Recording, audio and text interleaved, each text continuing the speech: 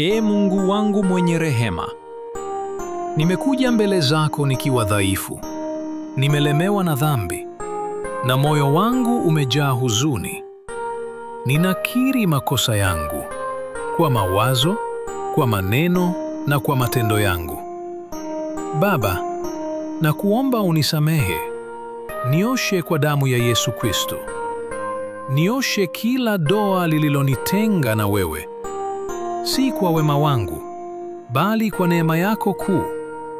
Nipe moyo mpya, roho safi ya unyenyekevu na utiifu. Nipe nguvu ya kushinda majaribu na uovu wa dunia hii. Niongoze kwenye njia ya haki, na Roho yako Mtakatifu iwe mwanga wangu kila siku. Baba, bila wewe mimi si kitu, lakini kwa neema yako ninaweza kuinuka tena na kuanza upya. Asante kwa msamaha. Asante kwa upendo usiokoma. Kwa jina la Yesu Kristo, Mwokozi wangu, ninaomba na kuamini. Amina.